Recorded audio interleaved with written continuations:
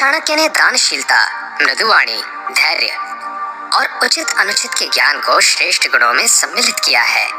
लेकिन वे कहते हैं कि ये गुण मनुष्य में जन्मजात होते हैं। जब शिशु जन्म लेता है तो ये स्वाभाविक रूप से उसमें विद्यमान होते हैं। यदि कोई व्यक्ति इन्हें अभ्यास द्वारा प्राप्त करना चाहे तो यह असंभव है। आत्मवर्गम परित्यज्य परवर्गम समाश्रयेत स्वयमेव लयम याति यथा राजान्य धर्मतः। मनुष्य के सगे संबंधी ही उसके जीवन का वास्तविक सहारा होते हैं। यदि वह उन्हें छोड़कर अन्य लोगों की ओर दौड़ता है तो उसका उसी प्रकार शीघ्र नाश हो जाता है, जिस प्रकार कोई राजा अधर्म युक्त आचरण करके नष्ट हो जाता है। यहाँ चाणक्य स्पष्ट करना चाहते हैं कि जिस प्रकार अपने धर्म से विमुख होकर राजा का पतन निश्चित होता है, उसी प्रकार अपने धर्म को त्याग कर दूसरे धर्म की ओर आकृष्ट होने वाले व्यक्ति शक्ति संपन्न होते हुए भी नष्ट हो जाते हैं। इसलिए मनुष्य को अपने धर्म से कभी विमुख नहीं होना चाहिए। हस्ति स्थूल तनुः स चांकुशवशः किम हस्ति मात्रों कुशवो दीपो प्रज्वलिते प्रणश्यति तमः किम दीपमात्रं तमः वर्जेणापि हताः पतन्ति गिरयः किम वर्जमात्रो गिरिस् तेजो यस्य विराजते स बलवान स्थूलेषु कः प्रत्ययः। इस श्लोक द्वारा चाणक्य ने विशालता पर बुद्धि, चतुराई, ओज और बल की ओर श्रेष्ठता को प्रमाणित किया है। वे कहते हैं कि एक छोटे से अंकुश द्वारा शक्तिशाली हाथी को वश में किया जाता है। दीपक की एक छोटी सी लौ गहन अंधकार को चीर देती है। एक हथौड़ा बड़े बड़े पर्वतों को तोड़ डालता है। अर्थात बुद्धि, चातुर्य, ओज और बल, इन गुणों से युक्त मनुष्य बड़ी से बड़ी समस्या का भी निदान कर सकता है। श्रेष्ठता विशालकाय होने में नहीं, अपितु इन चार गुणों में निहित है। कलौ दशहस्रेषु हरिस्त्यजति मेदिनीं तदर्धम जानवी तोयम तदर्धम ग्राम देवता। पुराणों में वर्णित है कि कलयुग के अंत के साथ ही महाप्रलय का समय आरंभ हो जाता है। इस प्रलय में संपूर्ण पृथ्वी सहित संपूर्ण ब्रह्मांड जलमग्न हो जाता है। इस श्लोक द्वारा चाणक्य प्रलय से पूर्व के लक्षणों का वर्णन करते हुए कहते हैं कि जब कलयुग समाप्त होने के 10,000 वर्ष शेष रह जाएंगे, उसी समय भगवान विष्णु पृथ्वी का त्याग कर देंगे। 5,000 वर्ष शेष रहने पर गंगा नदी पृथ्वी से विलुप्त हो जाएगी। ग्राम देवता भी 2,500 वर्ष पूर्व पृथ्वी त्याग कर देंगे। इस प्रकार कलयुग में जब संपूर्ण पृथ्वी पापियों, अधर्मियों और अत्याचारियों से भर जाएगी, तब भगवान पृथ्वी का त्याग कर देंगे। ग्रहासक्तस्य नो विद्या नो दया मांस भोजिनः द्रव्य लुब्धस्य नो सत्यम स्त्रैण्यस्य न पवित्रता। चाणक्य के अनुसार जो विद्यार्थी मोह माया और सुखों में लीन होकर विद्या प्राप्ति की बात सोचते हैं, उन्हें अपने उद्देश्य में कभी सफलता नहीं मिलती। वस्तुतः सुख और मोह माया ही विद्या प्राप्ति के मार्ग के सबसे बड़े बाधक हैं। मांस भक्षण से मनुष्य तामसी प्रवृत्ति का हो जाता है।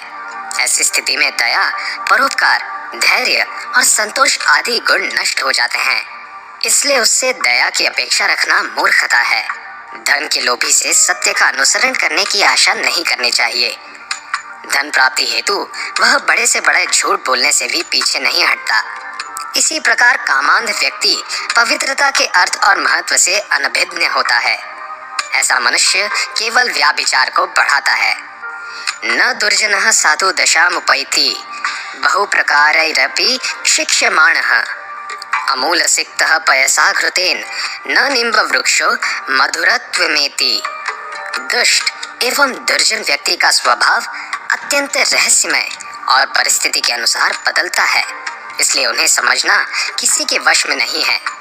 इसे स्पष्ट करते हुए चाणक्य कहते हैं कि जिस प्रकार दूध, घी और शक्कर को सींचने पर भी नीम अपना स्वभाव अर्थात कड़वापन नहीं छोड़ता, उसी प्रकार अनेक उपदेश देने तथा अपनत्व दिखाने के बाद भी दुर्जन को सज्जन बनाना असंभव है।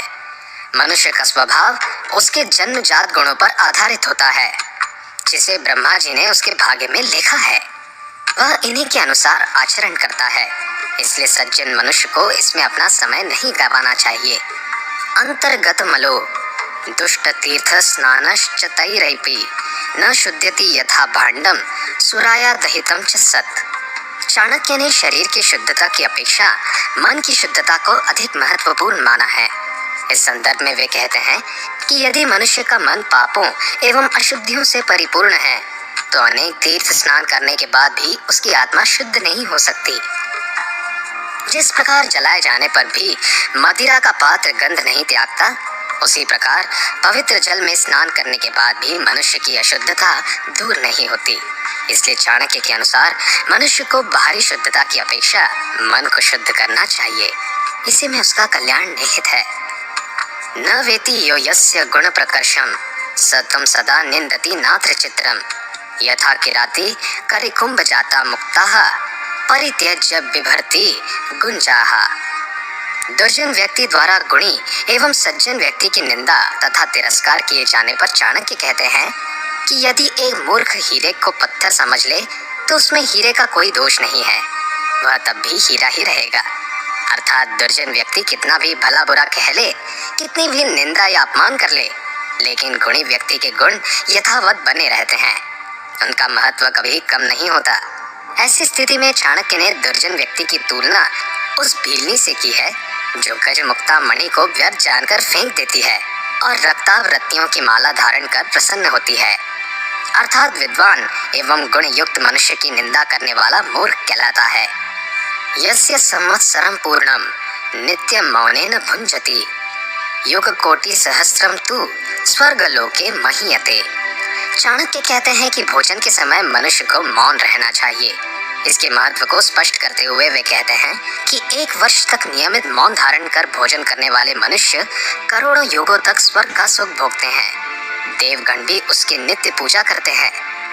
काम क्रोधम तथा लोभम स्वादम श्रृंगार कौतुके अति निद्रा तिसवे च विद्यार्थी यष्ट वर्जयेत। चाणक्य ने विद्या प्राप्ति को कठोर तप के समान कहा है।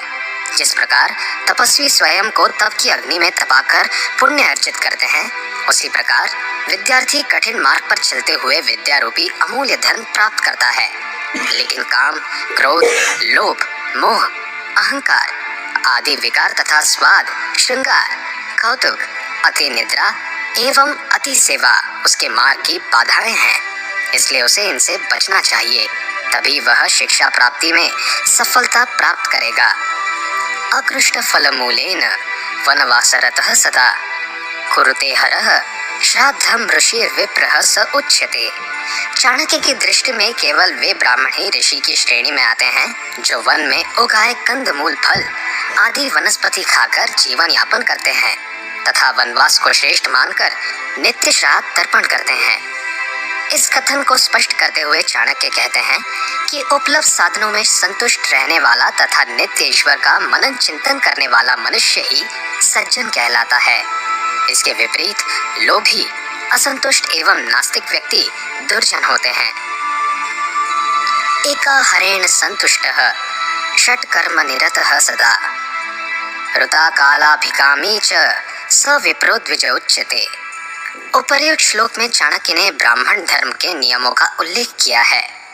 उनके कर्मों का वर्णन करते हुए वे कहते हैं कि ब्राह्मण को दिन में केवल एक ही बार भोजन करना चाहिए, इसी में वह संतुष्ट हो जाए। इसका अधिकांश समय यज्ञ, हवन एवं वेदों के अध्ययन में व्यतीत हो। साथ ही साथ वह यथाशक्ति दान देने और ग्रहण करने के गुण से युक्त हो।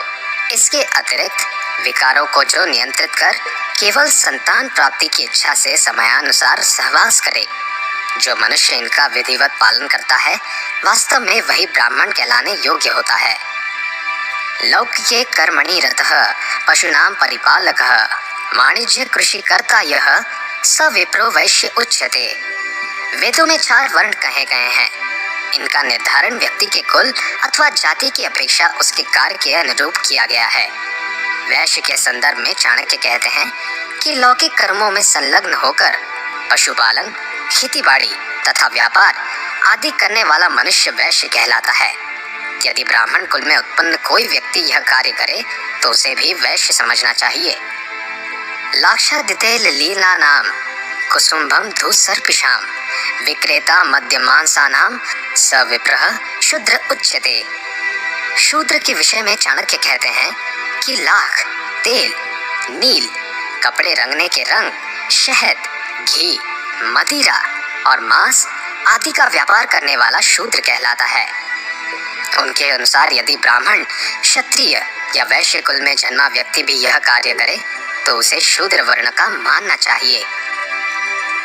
पर कार्य विहंता च दाम्भिकः स्वार्थ साधकः छली द्वेषी मृदुः क्रूरो विप्रो मार्जार उच्यते। जो व्यक्ति दूसरों के सत्कर्मों में विघ्न डालने वाला हो, ढोंग और पाखंड द्वारा लोगों को भ्रमित कर ठगता हो तथा जिसके अत्याचारों से लोग पीड़ित हों, ऐसा क्रूर व्यक्ति ब्राह्मण होते हुए भी पशु कहलाता है।